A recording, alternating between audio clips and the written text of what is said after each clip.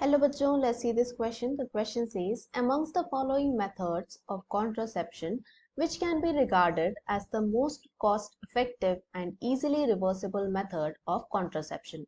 तो क्वेश्चन हमसे पूछ रहा है कि यहाँ जो चार मेथड्स दिए हुए हैं कॉन्ट्रासेप्शन के, इसमें से वो कौन सा मेथड है जो कि सबसे ज्यादा कॉस्ट इफेक्टिव है और इजीली रिवर्सिबल है। तो क्वेश्चन के लिए जो हमारा की कॉन्सेप्ट रहेगा, it will be methods of contraception.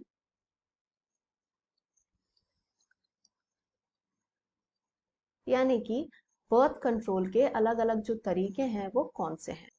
तो इसमें जो सबसे फर्स्ट हम देखेंगे, इट इज CUT। तो इसका फुल फॉर्म होता है कॉपर टी। तो ये जो है एक IUD है। IUD माने इंट्रा यूटेराइन डिवाइस, यानी वो डिवाइस जिसे कि यूटरस के अंदर प्लेस किया जाता है। And as the name indicates, copper T यानी ये जो है कॉपर आयंस को रिलीज करता है। Cu+2 फॉर्म में जो कॉपर होता है उसे रिलीज करता रहता है। तो इसके इफेक्ट की वजह से क्या होता है, जो स्पर्म्स हैं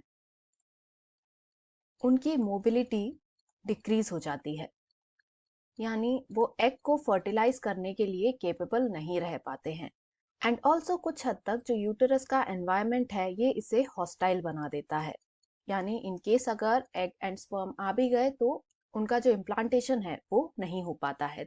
एंड इसकी जो सबसे खास बात है वो ये है कि ये एक रिवर्सिबल मेथड है कॉन्ट्रासेप्शन का, यानी as long as device uterus में रहेगा तब तक कॉन्ट्रासेप्टिव का काम करेगा।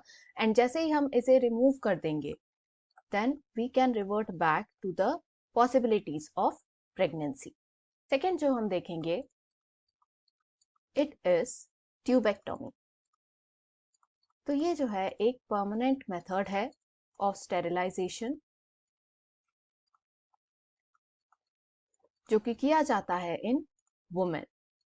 तो होता क्या है इसमें, जो इंडिविजुअल है उसकी फैलोपियन ट्यूब को या तो टाई कर दिया जाता है या फिर कट कर दिया जाता है। तो इसकी वजह से जो एग है it is no longer available for fertilisation.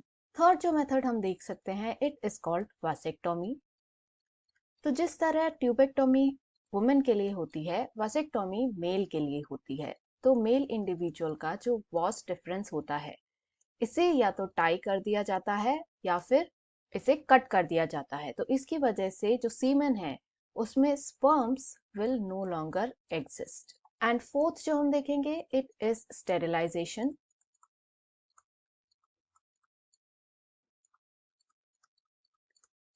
तो इसमें जो हमने सेकेंड एंड थर्ड ऑप्शन में देखे हैं, that is vasectomy and tubectomy, ये दोनों ही मेथड्स आते हैं एंड ये एक परमानेंट तरीका है ऑफ कॉन्ट्रासेप्शन, यानी हम इसे रिवर्ट बैक नहीं कर सकते, बहुत ही डिफिकल्टी होती है इसे रिवर्ट करने में।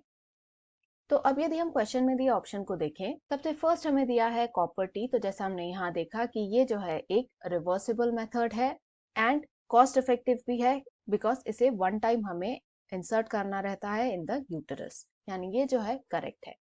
सेकेंड हमें दिया है ट्यूबेक्टोमी। तो ये जो है गलत है, बिकॉज ये जो है परमानेंट मेथड है, it is not reversible. Third हमें दिया है वासेक्टोमी। तो ये भी रॉन्ग है, बिकॉज ट्यूबेक्टोमी की तरह भी वासेक्टोमी भी जो है वॉस डिफरेंस को अल्टर कर देता है and it is not reversible. Fourth हमने देखा स्टेरिलाइजेशन। तो जैसा हमने यहाँ देखा सेकेंड एंड थर्ड ऑप्शन ही स्टेरिलाइजेशन का भी पार्ट है, यानी ये भी रॉन्ग है। तो इन सबको देखकर हम कह सकते हैं कि क्वेश्चन का जो फाइनल आंसर रहेगा, it is going to be option number 1, that is copper T. Hope you understood it well. Best of luck.